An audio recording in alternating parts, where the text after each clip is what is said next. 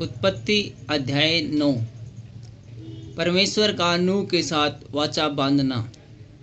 फिर परमेश्वर ने नूह और उसके पुत्रों को आशीष दी और उनसे कहा, फूलो फलो और बढ़ो और पृथ्वी में भर जाओ।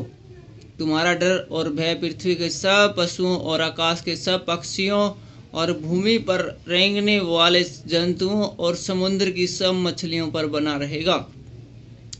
ये सब तुम्हारे वश में कर दिए जाते हैं। सब चलने वाले जंतु तुम्हारा आहार होंगे।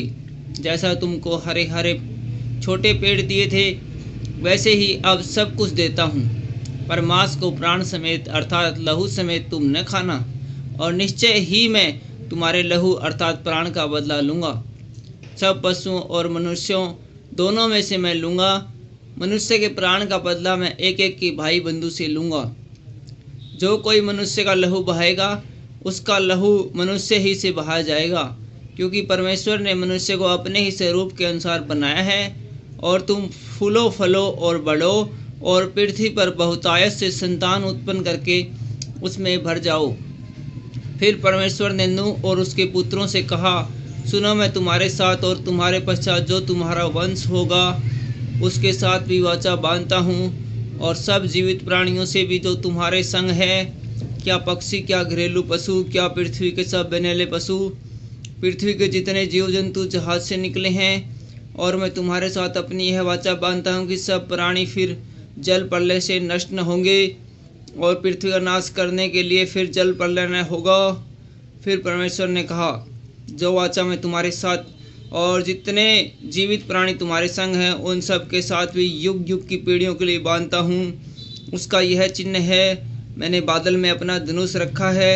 वह मेरे और पृथ्वी के बीच में वाचा का चिन्ह होगा। और जब मैं पृथ्वी पर बादल फैलाऊं, तब बादल में धनुष दिखाई देगा। तब मेरी जो वाचा तुम्हारे और सब जीवित शरीरधारी प्राणियों के साथ बंधी है, उसको मैं स्मरण करूँगा।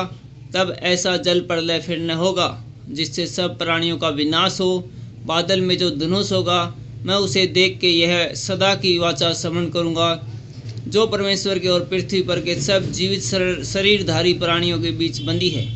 फिर परमेश्वर ने नूह से कहा, जो वाचा मैंने पृथ्वी भर के सब प्राणियों के साथ बांधी है, उसका यही चिन्ह होगा। नूह और उसके पुत्र। नूह के पुत्र जो जहाज में से निकले वे सेम, हाम और येपेत थे, और हाम कन्नान का पिता हुआ। नूह के 3 पुत्र यही है, और इनका वंश सारी पृथ्वी पर फैल गया। नूह किसानी करने लगा। उसने दाख की बारी लगाई, और वह दाख मधु पीकर मतवाला हुआ और अपने तंबू के भीतर नंगा हो गया। तब कन्नान के पिता हाम ने अपने पिता को नंगा देखा और बाहर आकर अपने दोनों भाइयों को बतला दिया। तब सेम और येपेत दोनों ने कपड़ा लेकर अपने कंधों पर रखा और पीछे की ओर उल्टा चलकर अपने पिता के नंगे तन को ढांप दिया।